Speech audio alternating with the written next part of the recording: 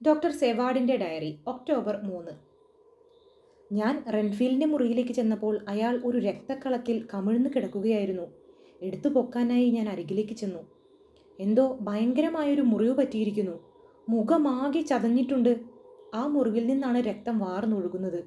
അയാളെ തിരിച്ചു കിടത്തുമ്പോൾ പരിചാരകൻ പറഞ്ഞു, സർ, ഇയാളുടെ നട്ടെല്ല് ഒടിഞ്ഞിരിക്കുന്നു എന്ന് തോന്നുന്നു. നോക്കൂ, വലത് കൈയും വലത് കാലും. മുഖം ഈ ഭാഗവും ആകെ കുഴഞ്ഞിട്ടുണ്ട്.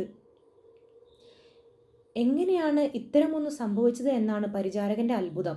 അവൻ തുടർന്നു, രണ്ട് കാര്യം എനിക്ക് മനസ്സിലാക്കാൻ കഴിയുന്നില്ല. നിലത്ത് അടിച്ച് മുഖമാകെ ചതഞ്ഞിരിക്കുന്നു. മുമ്പ് ഒരു യുവതിയും ഇതേപോലെ തന്നെ മരിക്കുകയുണ്ടായി. കട്ടിലിൽ നിന്ന് വീണ് കഴുത്തൊടിഞ്ഞിട്ടുണ്ടാവുമെന്നാണ് എനിക്ക് തോന്നുന്നത്.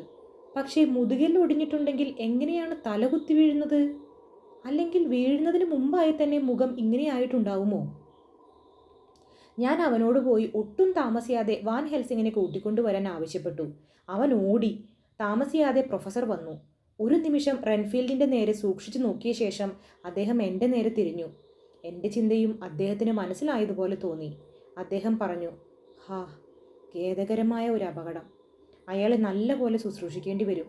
ഞാൻ ഇവിടെ തന്നെ നിൽക്കാം. പക്ഷേ അതിനു മുമ്പേ ഞാൻ പോയി എൻ്റെ കോട്ടെടുത്ത് ഒരു നിമിഷത്തിനുള്ളിൽ തിരികെ വരാം. രോഗി ഇപ്പോൾ വല്ലാതെ ശ്വാസോച്ഛ്വാസം ചെയ്യുന്നുണ്ട്. ഹെൽസിംഗ് ഞൊടിയിട കൊണ്ട് തിരിച്ചു വന്നു. അദ്ദേഹത്തിൻ്റെ കയ്യിൽ തൻ്റെ ബാഗുമുണ്ട്. അദ്ദേഹം എന്തോ തീരുമാനമെടുത്തതുപോലെ എന്നോട് പറഞ്ഞു, ഈ പരിചാരകനെ പറഞ്ഞയച്ചോളൂ. ഈ ഓപ്പറേഷൻ കഴിഞ്ഞ് ഇയാൾക്ക് സുബോധം വരുമ്പോൾ ഇവിടെ നാം രണ്ടുപേരും മാത്രമേ ഉണ്ടാവാൻ പാടുള്ളൂ. ഞാൻ പരിചാരകനെ പുറത്തേക്ക് അയച്ചു. ഞങ്ങൾ രോഗിയെ പരിശോധിച്ചു. മുഖത്തെ മുറിവുകൾ സാരമില്ലായിരുന്നു. കാര്യമായ തകരാറ് പറ്റിയിട്ടുള്ളത് തലയോടിനാണ്. ഒരു നിമിഷ നേരം എന്തോ ചിന്തിച്ചിരുന്നതിന് ശേഷം പ്രൊഫസർ പറഞ്ഞു, മുറി വല്ലാതെ പറ്റിയിട്ടുണ്ടെന്ന് തോന്നുന്നു. എങ്ങനെയെങ്കിലും ബോധം തെളിയിക്കാതെ പറ്റില്ല. അപ്പോൾ വാതിലിൽ ആരോ മുട്ടി. ഞാൻ പോയി വാതിൽ തുറന്നു. ക്വിൻസിയാണ്. കൂടെ ആർദറുമുണ്ട്. വേലക്കാരൻ വാൻ ഹെൽസിങ്ങിനെ വിളിച്ച് ഈ അപകടത്തെപ്പറ്റി സംസാരിക്കുന്നത് ഞാൻ കേട്ടു. ആർദർ തുടർന്നു. അപ്പോൾ ഞാൻ ക്വിൻസിയെ വിളിച്ചു. അദ്ദേഹം ഉറങ്ങിയിട്ടുണ്ടായിരുന്നില്ല. നാളെ രാത്രിയാവുമ്പോഴേക്ക് കാര്യങ്ങൾ ഇങ്ങനെയൊന്നും ആവുകയില്ല എന്ന് ഓർത്തുകൊണ്ട് കിടക്കുകയായിരുന്നു ഞാനും അകത്തേക്ക് വരട്ടെ? ഞാൻ തലയാട്ടി. അവർ രണ്ടുപേരും അകത്തേക്ക് പ്രവേശിച്ചു. വാതിലടച്ചു. രോഗിയുടെ സ്ഥിതി കണ്ടപ്പോൾ ക്വിൻസി ചോദിച്ചു, എൻ്റെ ഈശ്വര, എന്ത് പറ്റി ഇയാൾക്ക്?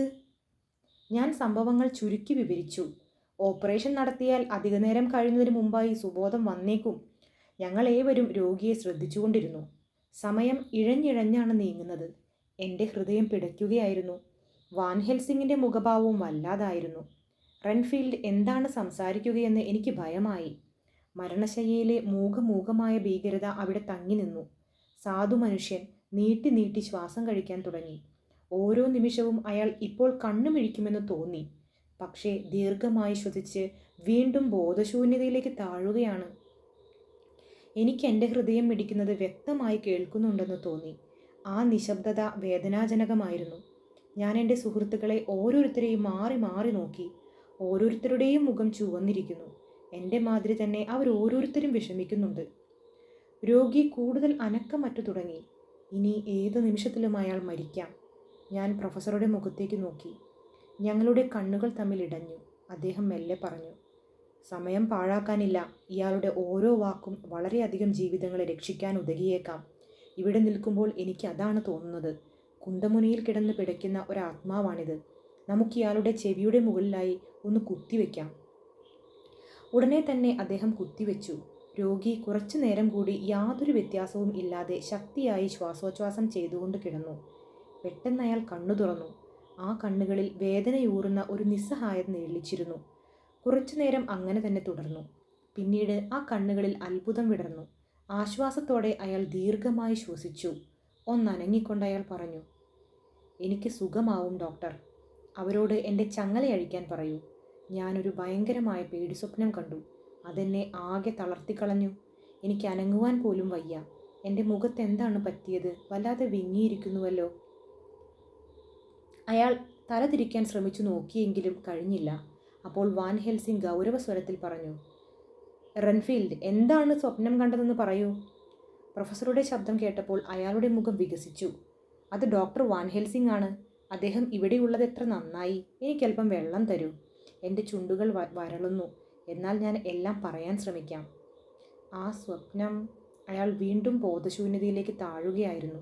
ഞാൻ ക്വിൻസിയോട് വിളിച്ചു പറഞ്ഞു, ബ്രാൻഡി എൻ്റെ മുറിയിലുണ്ട്, വേഗം. അദ്ദേഹം പുറത്തേക്ക് കുതിച്ചു. ഒരു നിമിഷത്തിനുള്ളിൽ ബ്രാൻഡിയും ഗ്ലാസും കുറെ വെള്ളവുമായി തിരികെ വന്നു. ഞങ്ങൾ അയാളുടെ വരണ്ട ചുണ്ടുകൾ നനച്ചു. അയാൾക്ക് വീണ്ടും ബോധം വന്നു. ഞാൻ സ്വയം വഞ്ചിക്കുകയില്ല. അതൊരു സ്വപ്നമായിരുന്നില്ല. പകൽ വെളിച്ചം പോലെ പച്ച പരമാർത്ഥം മാത്രം. അയാൾ മുറിയിലാകെ ഒന്ന് കണ്ണോടിച്ചു. എന്നിട്ട് എന്തോ ചിന്തിക്കുന്നത് പോലെ കണ്ണടച്ചു കിടന്നു. അല്പസമയത്തിന് ശേഷം തുടർന്നു, വേഗം ഡോക്ടർ, വേഗം, ഞാൻ മരിക്കുകയാണ്. എനിക്ക് ചില നിമിഷങ്ങൾ കൂടിയേ ഉള്ളുവെന്ന് തോന്നുന്നു. അത് കഴിഞ്ഞാൽ ഞാൻ മരിക്കും. എൻ്റെ ചുണ്ടുകൾ ഒരിക്കൽ കൂടി ബ്രാൻഡി കൊണ്ട് നനയ്ക്കൂ. മരിക്കുന്നതിന് മുമ്പായി എനിക്ക് കുറേ പറയാനുണ്ട്. അന്നൊരു ദിവസം ഞാൻ എന്നെ വിട്ടയക്കാൻ അപേക്ഷിച്ചില്ലേ? അന്ന് രാത്രിയാണത് സംഭവിച്ചത്. അന്നെനിക്ക് സംസാരിക്കാൻ പാടില്ലായിരുന്നു. നാവ് കെട്ടിയിട്ടിരിക്കുകയാണെന്ന് എനിക്ക് തോന്നി. എന്നാലും എനിക്ക് സുബോധമുണ്ടായിരുന്നു താനും. നിങ്ങൾ എന്നെ വിട്ടുപോയ ശേഷം മണിക്കൂറുകളോളം എനിക്ക് അതിയായ നിരാശ അനുഭവപ്പെട്ടു. പിന്നീട് പൊടുന്നനെ ശാന്തത കൈവന്നു. എൻ്റെ തലച്ചോർ വീണ്ടും തണുത്തു വരികയാണെന്ന് തോന്നി. ഞാൻ എവിടെയാണെന്ന് എനിക്ക് വ്യക്തമായി. നമ്മുടെ വീടിൻ്റെ പിന്നിൽ നിന്ന് നായ്ക്കൾ കുരയ്ക്കുന്നത് ഞാൻ കേട്ടു. പക്ഷേ അവൻ അവിടെ ആയിരുന്നില്ല. പ്രൊഫസർ വാൻ ഹെൽസിംഗ് എൻ്റെ കൈ പിടിച്ചമർത്തി. തലകുലുക്കിക്കൊണ്ട് മൃദുസ്വരത്തിൽ അദ്ദേഹം പറഞ്ഞു, പറയൂ. റൺഫീൽഡ് തുടർന്നു, മുമ്പ് പലപ്പോഴും കണ്ടിട്ടുള്ളതുപോലെ തന്നെ അവൻ അപ്പോൾ ഒരു പ്രേതമായിരുന്നില്ല. മൂർത്തമായ ആ ദേഹം ഞാൻ കണ്ടു.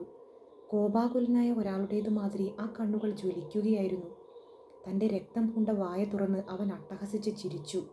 നായ്ക്കൾ കുരയ്ക്കുന്ന ഭാഗത്തേക്ക് തിരിഞ്ഞു നോക്കി. അപ്പോൾ അവൻ്റെ കോർത്തു വളഞ്ഞ തേറ്റപ്പല്ലുകൾ ചന്ദ്രികയേറ്റ് തിളങ്ങി. ആദ്യം ഞാൻ അവനോട് അകത്തേക്ക് വരാൻ ആവശ്യപ്പെട്ടില്ല.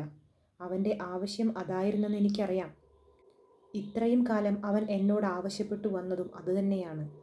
അപ്പോൾ അവൻ ഓരോരോ കാര്യങ്ങൾ ശപഥം ചെയ്യാൻ തുടങ്ങി, വാക്കുകളിലൂടെയല്ല, പ്രവർത്തനങ്ങളിലൂടെ. പ്രൊഫസറുടെ ഒരു ചോദ്യം അയാളെ ഇടയ്ക്ക് തടഞ്ഞു. എങ്ങനെ? അങ്ങനെ സംഭവിപ്പിച്ചുകൊണ്ട് പകലൊക്കെ അവൻ ഈച്ചകളെ അയച്ചുകൊണ്ടിരുന്നു.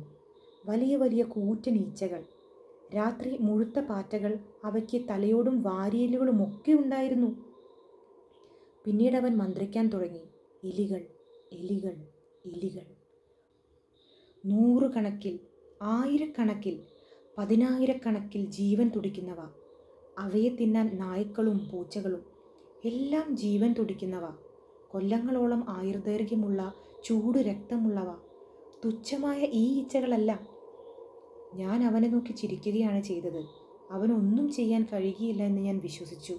അപ്പോൾ അവൻ്റെ വീടിനും അപ്പുറത്ത് ഇരുളിൽ നിന്ന് ചെന്നായ്ക്കൾ ഓരിയിട്ടു. അവൻ എന്നെ ജാലകത്തിനരികിലേക്ക് ക്ഷണിച്ചു. ഞാൻ എണീറ്റ് പുറത്തേക്ക് നോക്കി. അവൻ കൈയുയർത്തി നിശബ്ദമായി എന്നെ പുറത്തേക്ക് വിളിക്കുകയായിരുന്നു. പുല്ലുകളിൽ ഒരു വലിയ കറുത്ത മൂടുപടം വീണതുപോലെ തോന്നി.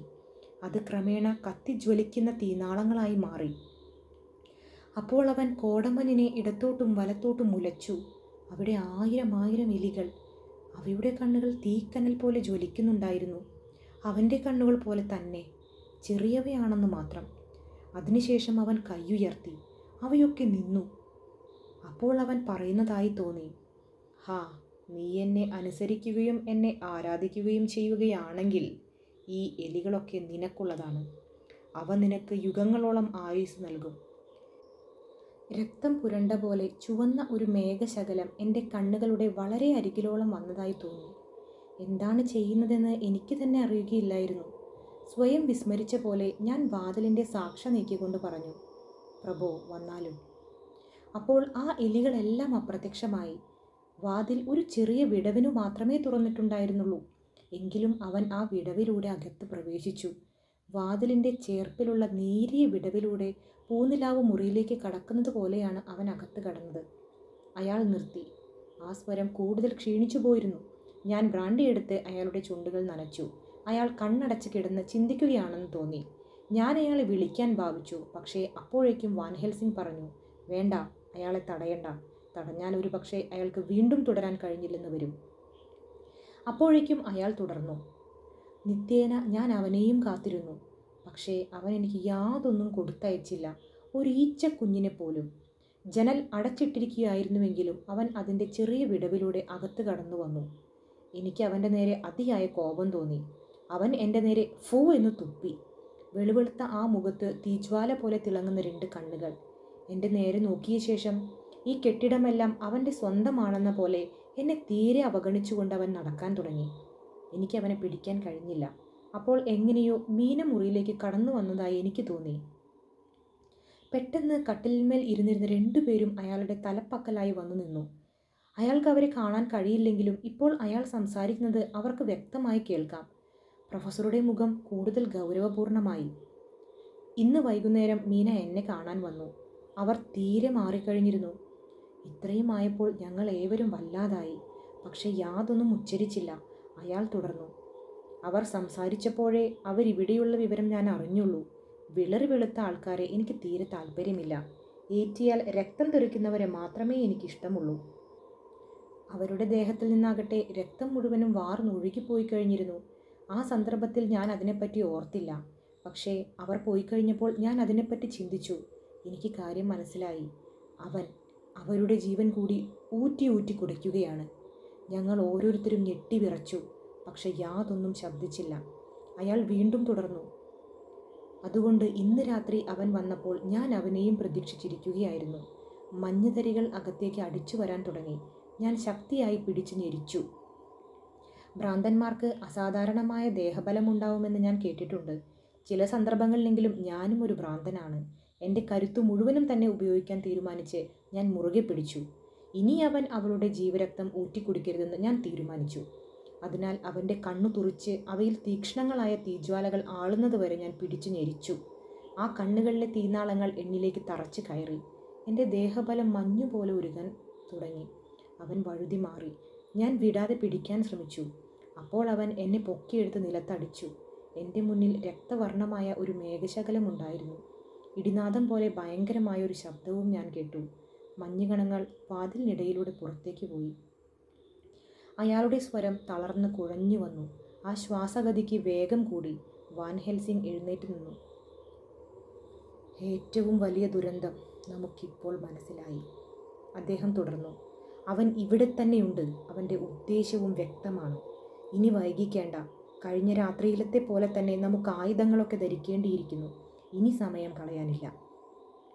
ഞങ്ങളുടെ ഭയത്തെപ്പറ്റി തമ്മിൽ പറയേണ്ടതുണ്ടായിരുന്നില്ല. എല്ലാവരും ഞങ്ങളുടെ മുറിയിലേക്ക് പാഞ്ഞു. പ്രഭുവിൻ്റെ വീട്ടിലേക്ക് പോകുമ്പോൾ ഉപയോഗിച്ചിരുന്ന എല്ലാ ആയുധങ്ങളും കയ്യിലെടുത്തു. തിരികെ ഇടനാഴിയിലെത്തിയപ്പോൾ പ്രൊഫസർ പറഞ്ഞു, എൻ്റെ ആയുധങ്ങൾ കയ്യിൽ തന്നെയുണ്ട്. ഈ ദുഃഖപൂർണമായ സമരം അവസാനിക്കുന്നതുവരെ ഞാനിവ കയ്യിൽ നിന്ന് താഴെ വയ്ക്കുകയില്ല. സുഹൃത്തുക്കളെ, എപ്പോഴും കരുതിയിരിക്കണം. നമുക്ക് നേരിടാനുള്ളത് ഒരു സാധാരണ ശത്രുവിനോടല്ല. ഹാ, എൻ്റെ അരുമക്കുഞ്ഞായ മീന, ഈ ദുരന്തം അനുഭവിക്കേണ്ടി വരികയോ? അദ്ദേഹം നിർത്തി. കണ്ടം ഇടറിയിരുന്നു. ആ ഹൃദയത്തിൽ തിരതല്ലിയിരുന്നത് രോഷമോ ഭയമോ എന്ന് തിരിച്ചറിയാൻ സാധിച്ചില്ല. ജൊനാഥൻ്റെ മുറിയുടെ വാതിൽക്കലെത്തിയപ്പോൾ ഞങ്ങൾ നിന്നു. നാം ഇപ്പോൾ അവളെ ഉപദ്രവിക്കണോ? ക്വിൻസി ചോദിച്ചു. വേണം, പ്രൊഫസർ തുടർന്നു. വാതിൽ ഉള്ളിൽ നിന്ന് പൂട്ടിയിരിക്കുന്നുവെങ്കിൽ പൊളിക്കണം. അത് അവളെ അതിയായി ഭയപ്പെടുത്തുകയില്ലേ? ഒരു സ്ത്രീ കിടക്കുന്ന മുറിയിലേക്ക് വാതിൽ കുത്തിപ്പൊളിച്ച് കടക്കുന്നത് ശരിയാണോ? നിങ്ങൾ പറയുന്നത് ന്യായമാണ്. പക്ഷേ ഇത് ജീവൻ മരണ പ്രശ്നമാണ്. ഒരു ഡോക്ടറെ സംബന്ധിച്ചിടത്തോളം എല്ലാ മുറികളും ഒരുപോലെയാണ്. ഇനി അല്ലെന്ന് പറഞ്ഞാലും ഇന്ന് രാത്രി എനിക്കെല്ലാം ഒന്നാണ്. ഞാൻ ഈ പിടി തിരിക്കാം. തുറക്കുന്നില്ലെങ്കിൽ എല്ലാവരും കൂടി ചുമലിൽ വെച്ച് തള്ളിക്കോളൂ. ഇതാ. അദ്ദേഹം വാതിലിൻ്റെ പിടിച്ചു തിരിച്ചു. പക്ഷേ വാതിൽ തുറന്നില്ല. ഞങ്ങൾ എല്ലാവരും കൂടി ഒരുമിച്ച് ഊക്കോടെ തള്ളി. വാതിൽ ഒരു ഞരക്കത്തോടെ പൊളിഞ്ഞു തുറന്നു. ഞങ്ങൾ എല്ലാവരും അകത്തേക്ക് കമിഴ്ന്ന് വീഴാൻ ഭാവിച്ചു. പ്രൊഫസർ വീഴുക തന്നെ ചെയ്തു. ഞാൻ അടുത്തെത്തിയപ്പോഴേക്കും അദ്ദേഹം കൈയും കാൽമുട്ടുകളും കുത്തി എഴുന്നേറ്റു. ഞാൻ വല്ലാതെ പരിഭ്രമിച്ചു. ചന്ദ്രികാചർച്ചിതമായ രാത്രി. ജനലിലൂടെ ഒഴുകി വന്ന പൂനിലാവിൽ ആ മുറിയാകെ പ്രകാശിതമായിരുന്നു. ജാലകത്തിനരികിലെ കിടക്കയിൽ ജൊനാഥൻ കിടന്നിരുന്നു. എതിരിലുള്ള കട്ടിലിൽ അയാളുടെ വെളുത്ത് കൊല്ലുന്നനെയുള്ള പ്രിയതമ കിടക്കുന്നു. അവളുടെ അരികിൽ കറുത്ത വസ്ത്രം ധരിച്ച മെലിഞ്ഞു നീണ്ട ഒരാൾ നിൽക്കുന്നു. അയാൾ അങ്ങോട്ട് തിരിഞ്ഞാണ് നിൽക്കുന്നത്. ആ മുഖം ഞങ്ങൾക്ക് കാണാൻ കഴിയുകയില്ല. എങ്കിലും ഞങ്ങൾക്കുടനെ ആളെ തിരിച്ചറിയാൻ കഴിഞ്ഞു. അതവൻ തന്നെയാണ്, പ്രഭു. 22. അവൻ തൻ്റെ ഇടത് കൈകൊണ്ട് മീനയുടെ 2 കൈകളും ചേർത്ത് ശക്തിയിൽ അകറ്റിപ്പിടിച്ചിരിക്കുകയാണ്. വലത് കൈകൊണ്ട് മീനയുടെ കഴുത്തിൻ്റെ പുറകുവശം പിടിച്ച് ആ മുഖം തൻ്റെ മാറിലേക്ക് അമർത്തി പിടിച്ചിരിക്കുന്നു. അവളുടെ വെളുത്ത നിശാവസ്ത്രത്തിൽ ചോര പുരണ്ടിട്ടുണ്ട്. അവൻ തൻ്റെ ഷർട്ടിൻ്റെ മുൻവശം വലിച്ച് ചീന്തിയിരിക്കുന്നു. ആ മാറിടം നഗ്നമാണ്. മാറിലൂടെ ചോര വാർന്നൊഴുകുന്നു. ഒരു കുഞ്ഞു പൂച്ചക്കുട്ടിയുടെ മുഖം കപ്പിൻ്റെ വക്കിൽ അമർത്തിപ്പിടിച്ച് അതിലെ പാൽ കുടിക്കാൻ പ്രേരിപ്പിക്കുന്നത് പോലെയാണ് തോന്നിയത്. ഞങ്ങൾ അകത്ത് പ്രവേശിച്ചപ്പോൾ പ്രഭു തിരിഞ്ഞു നോക്കി. ആ മുഖത്ത് ഞാൻ വിവരിച്ചു കേൾക്കുക മാത്രം ചെയ്തിട്ടുള്ള ആ നാരകീയ ഭീകരത സ്ഫുരിച്ചു. വികാരവിജൃംഭിതനായ അവൻ്റെ കണ്ണുകളിൽ രോഷാഗ്നി ജ്വലിച്ചു. നാസാദ്വാരങ്ങൾ വിടർന്ന് വിറച്ചു. ചോര പൂണ്ട ചുണ്ടുകൾക്ക് പുറകിലുള്ള കൂർത്ത മൂർച്ചയേറിയ തേറ്റപ്പല്ലുകൾ കൂട്ടിക്കടിച്ച് ഞെരിച്ചു. മീനയെ തിരികെ കിടക്കയിലേക്ക് തള്ളിയിട്ടുകൊണ്ട് അവൻ ഞങ്ങളുടെ നേരെ കുതിച്ചു. പക്ഷേ ഇതിനിടയിൽ പ്രൊഫസർ മനസാന്നിധ്യം നേടിക്കഴിഞ്ഞിരുന്നു. അദ്ദേഹം വിശുദ്ധ കുരിശപ്പം അടക്കം ചെയ്തിരുന്ന കവർ അവൻ്റെ നേരെ നീട്ടി. അന്ന് ആ കുഴിമാടത്തിൻ്റെ മുമ്പിൽ വെച്ച് ലൂസി തറച്ചു നിന്നതുപോലെ പ്രഭു പെട്ടെന്ന് നിന്നു, പിന്നാക്കം വാങ്ങി. ഞങ്ങൾ കുരിശും നീട്ടിപ്പിടിച്ച് മുന്നോട്ടു നീങ്ങി. അവൻ വീണ്ടും പിന്നാക്കം മാറി. പെട്ടെന്ന് ഒരു കനത്ത മേഘശകലം ചന്ദ്രനെ മൂടി മറച്ചു. മുറിയിൽ ഇരുട്ട് പരന്നു. ക്വിൻസി തീപ്പെട്ടി ഉരച്ചു. മുറിയിൽ യാതൊന്നുമില്ല, വെറും ആവി മാത്രം. ഞങ്ങൾ നോക്കി നിൽക്കെ തന്നെ അവൻ വാതിലിനിടയിലൂടെ ചുരുണ്ടഴിഞ്ഞു പുറത്തുപോയി. വാൻ ഹെൽസിങ്ങും ആർതറും ഞാനും മീനയുടെ അരികിലേക്ക് നീങ്ങി. അവൾ ചെവി തുളയ്ക്കുമാറ് ഹൃദയം പിളർക്കുന്ന സ്വരത്തിൽ പെട്ടെന്ന് പൊട്ടിക്കരഞ്ഞു. ആ ദീനരോധനം എൻ്റെ ഹൃദയത്തിൽ മരണം വരെ മാറ്റൊലി കൊള്ളാതിരിക്കില്ല. ചില നിമിഷങ്ങൾ അവൾ നിസ്സഹായയായി ചലനമറ്റ് കിടന്നു. അവളുടെ മുഖം ശവത്തിൻ്റേതുപോലെ വിളറിയിരിക്കുന്നു. ആ ചുണ്ടുകളിലും കവിൾത്തടങ്ങളിലും താടിയിലും രക്തം പുരണ്ടിരിക്കുന്നു. തൊണ്ടയിൽ നിന്ന് രക്തം വാർന്നൊലിക്കുന്നു. ആ കണ്ണുകളിൽ അവാച്യമായ ഭീതി തിരതല്ലുന്നു. അവൾ തളർന്ന കൈകൊണ്ട് മുഖം പൊത്തി. ആ കൈയിന്മേൽ പ്രഭു മുറുകെ പിടിച്ചതിൻ്റെ വിരൽപ്പാടുണ്ടായിരുന്നു. അവൾ തേങ്ങിക്കരയാൻ തുടങ്ങി. വാൻ ഹെൽസിംഗ് പതുക്കെ പുതപ്പെടുത്ത് അവളെ പുതപ്പിച്ചു. ആർതർ ഒരു നിമിഷനേരം അവളുടെ മുഖത്തു നോക്കി നിന്നു. പെട്ടെന്ന് പുറത്തേക്കോടി. വാൻ ഹെൽസിംഗ് എൻ്റെ ചെവിയിൽ പിറുപിറുത്തു. രക്തരക്ഷസ് ജൊനാഥനെ ബോധം കെടുത്തിയിട്ടിരിക്കുകയാണ്. ബോധം വരുന്നതുവരെ മീനയെ ഒന്നും ചെയ്യാൻ നിവൃത്തിയില്ല. ഞാൻ ജൊനാഥനെ ഉണർത്താം. അദ്ദേഹം ഒരു തൂവാലയെടുത്തു. തണുത്ത വെള്ളത്തിൽ മുക്കി ജൊനാഥൻ്റെ മുഖം തുടച്ചു. മീന മുഖം പൊത്തി തേങ്ങി തേങ്ങി കരയുക തന്നെയാണ്. ഞാൻ ജാലകവാതിൽ തുറന്നു പുറത്തേക്ക് നോക്കി. പുറത്ത് ചന്ദ്രിക പാൽപ്പുഴയൊഴുക്കുന്നു. അപ്പോൾ ക്വിൻസി മുറ്റത്തുകൂടെ ഓടിപ്പോയി ഒരു മരത്തിൻ്റെ നിഴലിൽ പതുങ്ങിയിരിക്കുന്നത് കണ്ടു. എന്തായിരിക്കും അയാളുടെ ലക്ഷ്യമെന്ന് ഞാൻ അത്ഭുതപ്പെട്ടു. അപ്പോഴേക്കും ജൊനാഥൻ തൻ്റെ അർദ്ധബോധാവസ്ഥയിൽ നിന്നും ഉണർന്നു. ആ മുഖം അത്ഭുതം കൊണ്ട് വിടർന്നു. ഒരു നിമിഷത്തേക്ക് അയാൾ മത്ത് പിടിച്ചതുപോലെ ഇരുന്നു. പക്ഷേ പെട്ടെന്ന് ഞെട്ടി ഉണർന്ന പോലെ അയാൾ ചാടി എണീറ്റു. ശബ്ദം കേട്ട് മീന 2 കൈയും വിടർത്തി അയാളെ ഉണരാനാഞ്ഞു. പെട്ടെന്ന് വീണ്ടും മുഖം പൊത്തി തേങ്ങി തേങ്ങി കരയുവാൻ തുടങ്ങി. ദൈവത്തെ വിചാരിച്ചു പറയൂ, എന്താണിതിൻ്റെയൊക്കെ അർത്ഥം? ജൊനാഥൻ വിളിച്ചു ചോദിച്ചു. ഡോക്ടർ സെവാർഡ്, ഡോക്ടർ വാൻ ഹെൽസിംഗ്, എന്താണിത്? എന്താണ് സംഭവിച്ചത്? എന്തു പറ്റി? മീന, ഓമനെ, എന്താണിത്? എന്താണ് ഈ രക്തത്തിൻ്റെ അർത്ഥം? ഈശ്വര, അവൻ ഇവിടെയും വന്നു. അയാൾ ശക്തിയായി കൈകൾ കൂട്ടിയിടിച്ചു. ഓ ദൈവമേ, ഞങ്ങളെ രക്ഷിക്കണേ, അവളെ രക്ഷിക്കണേ. ഡോക്ടർ വാൻ ഹെൽസിംഗ്, എനിക്കറിയാം അങ്ങ് മീനയെ സ്നേഹിക്കുന്നു. എന്തെങ്കിലും ചെയ്ത് അവളെ രക്ഷിക്കൂ. അയാൾ ധൃതിയിൽ ഉടുപ്പെടുത്തണിയാൻ ആരംഭിച്ചു. അവൻ ഇനിയും അധികം ദൂരത്തെത്തിയിട്ടുണ്ടാവില്ല. അവളെ നോക്കിക്കോളൂ, ഞാൻ പോയി അവനെ ശരിപ്പെടുത്തട്ടെ. പെട്ടെന്ന് മീന അയാളെ കടന്നു പിടിച്ചു. വേണ്ട വേണ്ട ജൊനാഥൻ, അങ്ങനെ വിട്ടുപോകരുത്. ഇപ്പോൾ തന്നെ ഞാൻ വളരെയധികം സഹിച്ചു കഴിഞ്ഞു. അവൻ അങ്ങയെ ഉപദ്രവിച്ചില്ലല്ലോ. അങ്ങ് എൻ്റെ അരികെ ഇരിക്കൂ. ഈ സുഹൃത്തുക്കളുടെ കൂടെ നിൽക്കൂ. അവരങ്ങയെ രക്ഷിക്കും. അവൾ അയാളെ പിടിച്ചു വലിച്ച് കട്ടിലിരുത്തി കെട്ടിപ്പിടിച്ചു. വാൻ ഹെൽസിങ്ങും ഞാനും കൂടി അവരെ 2 പേരെയും സമാധാനിപ്പിക്കാൻ ശ്രമിച്ചു. പ്രൊഫസർ തൻ്റെ സ്വർണ്ണക്കുരിശ് ഉയർത്തിപ്പിടിച്ച് ശാന്തചിത്തനായി പറഞ്ഞു. അരുമയായ കുഞ്ഞെ, ഭയപ്പെടരുത്. ഞങ്ങൾ ഇവിടെയുണ്ട്. പിന്നെ ഇത് സമീപത്തിരിക്കുന്നിടത്തോളം കാലം ഒരു പിശാചിനും അടുത്തു വരാൻ കഴിയുകയില്ല. ഇന്ന് രാത്രി നിങ്ങൾക്ക് യാതൊന്നും സംഭവിക്കുകയില്ല. ഇനി നമുക്ക് കാര്യങ്ങൾ ഒരുമിച്ച് ചർച്ച ചെയ്യാം. അവൾ ആകെ വിറച്ചു. നിശബ്ദയായി തൻ്റെ ഭർത്താവിൻ്റെ മാറിൽ തല ചായ്ച്ചു കിടന്നു. തല ഉയർത്തിയപ്പോൾ ഉടുപ്പിൽ അവളുടെ ചുണ്ടുകൾ സ്പർശിച്ച സ്ഥലത്ത് രക്തം കലർന്നിരുന്നു.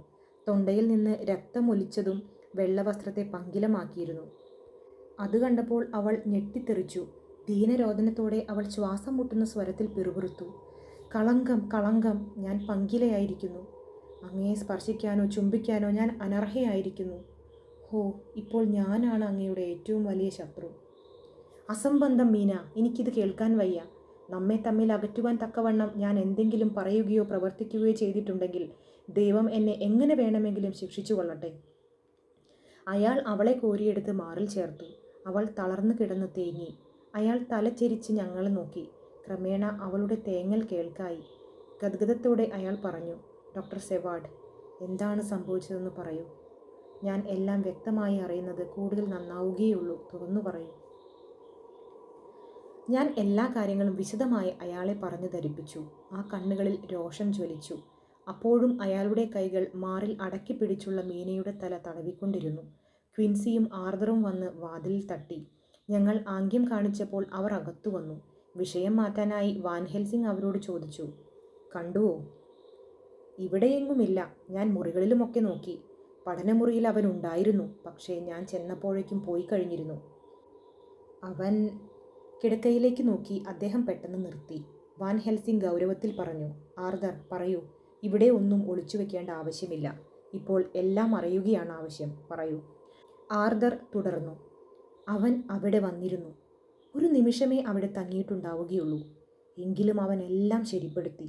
എല്ലാ കടലാസുകളും ഡയറിക്കുറിപ്പുകളും റെക്കോർഡുകളും എടുത്തവൻ തീയിട്ട് ചുട്ടുകളഞ്ഞു. ഞാൻ കടന്നു ചെന്നപ്പോൾ എല്ലാം കത്തിയാളുകയാണ്.